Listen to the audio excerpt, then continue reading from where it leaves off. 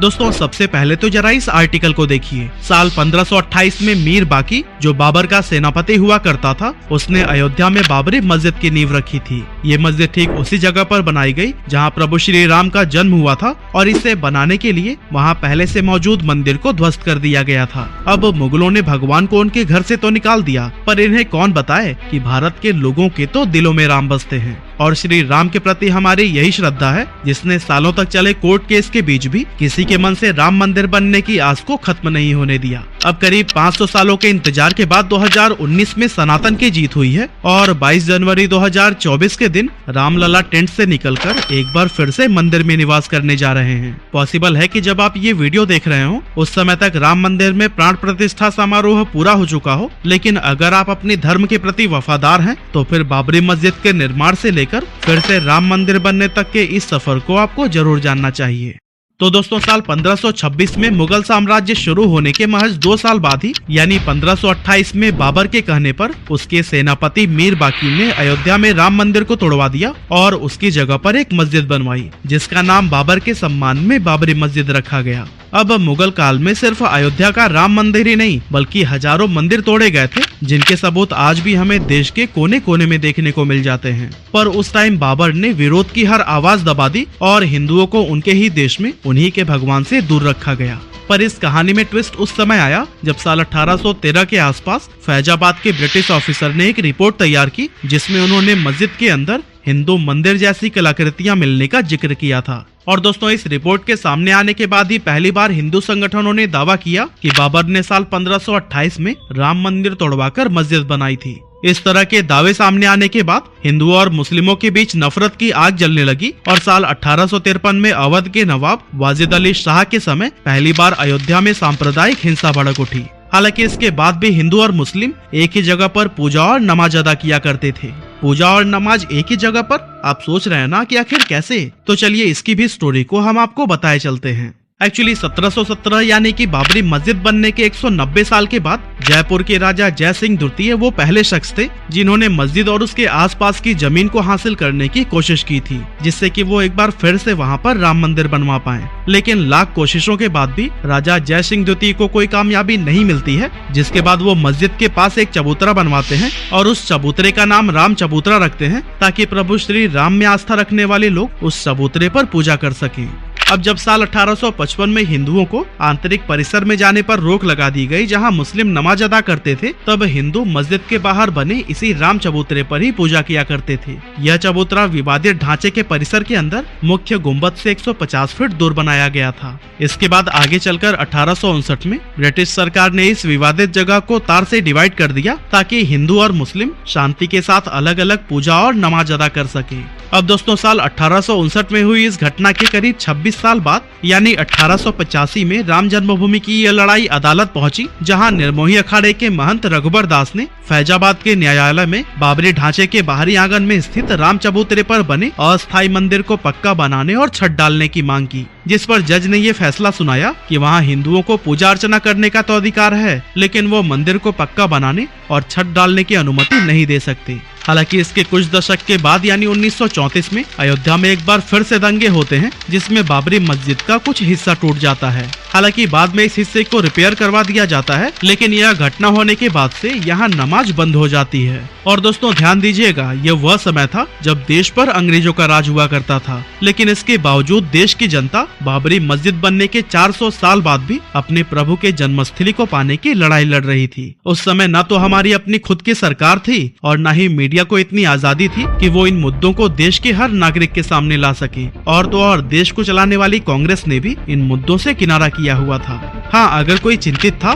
तो वो थी देश की आम जनता जो कि अपनी जान की बाजी लगाकर अपने प्रभु के हक की लड़ाई लड़ रही थी। इसी तरह से समय बीतता जाता है और साल 1947 आता है जब देश को सालों की गुलामी के बाद अंग्रेजों से आजादी मिली थी। आजादी के साथ ही लोगों की ये उम्मीदें भी बढ़ जाती है कि अब तो राम मंदिर बनकर ही रहेगा, लेकिन उस समय की स्थिति तो कुछ और ही बयां कर रही थी। कांग्रेस का कोई भी बड़ा नेता इस मुद्दे पर बात करना तो बहुत दूर की बात है, उन्होंने तो इस मुद्दे को लेकर सीधे अपने हाथ ही खड़े कर दिए थे। और दोस्तों फिर पॉलिटिकल सपोर्ट न मिलने के बाद ही शुरू होता है असली विवाद। 23 दिसंबर 1949 की सुबह अचानक से चारों तरफ यह बात फैल जाती है कि विवादित ढांचे के अंदर भगवान श्री राम की मूर्तियां पाई गई हैं। हिंदू पक्ष ये दावा करने लगते हैं कि बीती रात भगवान श्री राम प्रकट हुए हैं, जबकि मुस्लिम पक्ष यह आरोप लगाते हैं कि किसी ने रात के अंधेरे में चुपचाप वहां पर मूर्तियां रख दी हैं। अब जैसे ही इस बात की खबर चारों तरफ फैलती है, दोनों पक्षों के लोग मस्जिद परिसर में इकट्ठा हो जाते हैं। विवाद को बढ़ता हुआ देख उस टाइम के प्राइम मिनिस्टर जवाहरलाल नेहरू जिला मजिस्ट्रेट के नायर को चिट्ठी लिखकर यह आदेश देते हैं कि मूर्ति को वहां से हटाया जाए और स्थिति को शांत किया जाए। लेकिन के नायर दंगों और हिंदुओं की भावनाओं के भड़कने के डर से इस आदेश को पूरा करने में हाथ खड़ा कर देते हैं।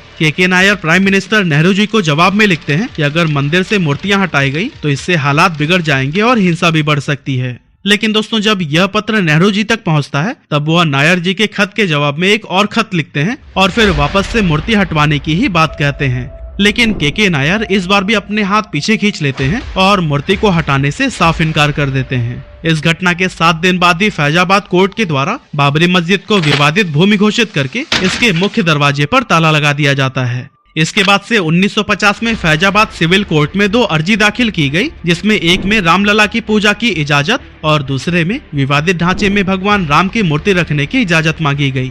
हालांकि 9 साल के बाद तीसरी अर्जी भी 1959 में दाखिल हुई, जिसमें निर्मोही अखाड़ा ने विवादित जगह पर मालिकाना हक जताया था। लेकिन फिर इस अर्जी के 2 साल बाद यानी 1961 में सुन्नी वक्फ बोर्ड ने भी कोर्ट में अर्जी लगाई और मस्जिद व आसपास की जमीन पर अपना हक जताया। ये क्रम लगातार चलता रहा। कभी हिंदू पक्ष तो कभी मुस्लिम पक्ष विवादित जमीन को अपने अधिकार में लेने के लिए तरह तरह के दावे करते रहे। लेकिन इसके बाद 1980 में बीजेपी के गठन के बाद पार्टी ने खुलकर राम मंदिर आंदोलन का मोर्चा संभाला। वहीं दूसरी तरफ राष्ट्रीय स्वयंसेवक संघ और विश्व हिंदू परिषद ने भी राम मंदिर की लड़ाई को तेज कर दिया था। राम जन्मभूमि को आजाद करवाने और उस पर लगा ताला खुलवाने के लिए 24 सितंबर 1984 को बिहार के सीतामढ़ी से राम जानकी रथ यात्रा शुरू हुई, जिसमें हजारों लोग इस यात्रा के साथ जुड़े।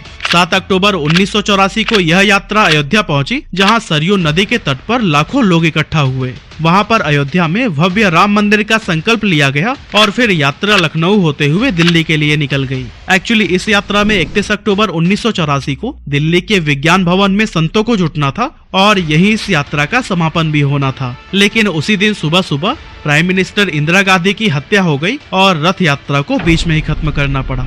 इसके बाद आता है साल 1985 का साल, जब राम मंदिर लड़ाई को एक नई दिशा मिलती है। एक्चुअली इसी साल शाहबानो नाम की एक मुस्लिम महिला अपने पति से तलाक मिलने के बाद गुजारा भत्ता के लिए कोर्ट पहुंचती है, जहां कोर्ट उसके पक्ष में ही फैसला सुना देती है। अब इस फैसले से मुस्लिम समुदाय नाराज हो जाता है और दोस्तों, इस कम्युनिटी के लोगों की नाराजगी को दूर करने के लिए उस टाइम के प्राइम मिनिस्टर राजीव गांधी 1986 में संसद में कानून बनाकर सुप्रीम कोर्ट के फैसले को ही पलट देते हैं। असल में राजीव गांधी 1979 के इलेक्शन के लिए ये सब कुछ कर रहे थे ताकि उन्हें मुस्लिम समुदाय के लोगों से भी वोट मिल सके।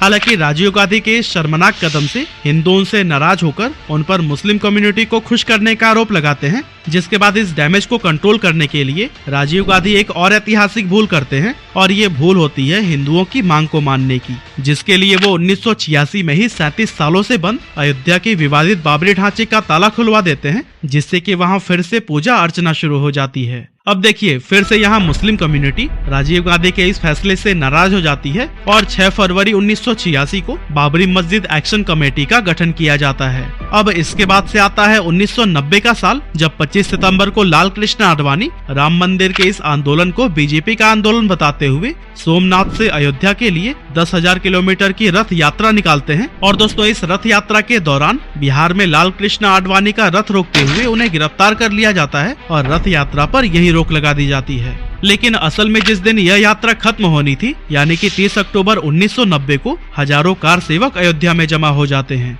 अब दोस्तों, जिन्हें कार सेवक के बारे में नहीं पता, उन्हें हम बता दें कि कार सेवक का मतलब उन लोगों से है जो निस्वार्थ भावना से सेवा करते हैं और धर्म की रक्षा के लिए कदम उठाते हैं। अब दोस्तों, 30 अक्टूबर को भी कार सेवकों ने यही किया। वो अयोध्या में विवादित ढांचे पर झंडा फहरा देते हैं। हालांकि पुलिस कार सेवकों को रोकने की बहुत कोशिश करती है, इवन कर्फ्यू भी लगा दिया जाता है। लेकिन जब इससे कोई फायदा नहीं होता, तब भीड़ पर काबू पाने के लिए उस समय यूपी के मुख्यमंत्री रहे मुलायम सिंह यादव कार सेवकों पर गोली चलाने का आदेश दे देते हैं, जिससे कि कई सारे कार सेवक मारे जाते हैं। दावा किया जाता है कि पुलिस की इस गोलाबारी में 55 राम भक्त मारे गए थे, जबकि यूपी पुलिस 17 कार सेवकों के मारे जाने की ही बात को मानती है। इसके बाद आता है 6 दिसंबर 1992 की तारीख। उस समय पीवी नरसिम्हा राव देश के प्राइम मिनिस्टर थे और कल्याण सिंह यूपी के मुख्यमंत्री।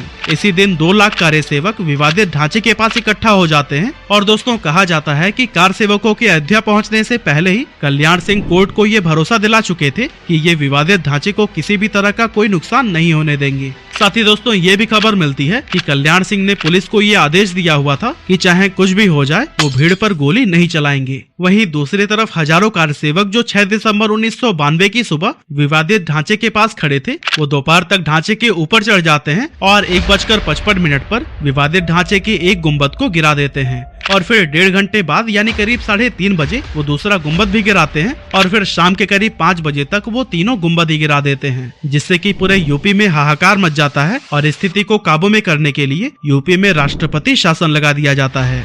ढांचा गिराए जाने के कुछ ही घंटों के बाद से कल्याण सिंह जी यूपी के मुख्यमंत्री पद से इस्तीफा दे देते हैं, लेकिन उस टाइम उन्हें देखकर ऐसा लग रहा था कि इस बात का उन्हें कोई मलाल ही नहीं है। और दोस्तों इस बात को उन्होंने 2019 में खुद स्वीकार किया था, क्योंकि जब सुप्रीम कोर्ट से राम मंदिर पर फैसला आया तब एक न्यूज चैनल से बात करते हुए कल्याण सिंह ने कहा था कि ढांचा ढहाए जाने का मलाल ना तो तब था और न अब है। राम मंदिर बनने के फैसले से मैं इतना खुश हूँ कि अब मैं चैन से मर पाऊंगा। खैर 1992 की घटना के बाद भी अलग अलग जगह पर कई बार दंगे हुए जिसमें बहुत सारे लोग मारे गए, लेकिन इसके बावजूद कोर्ट में शांति छाई रही।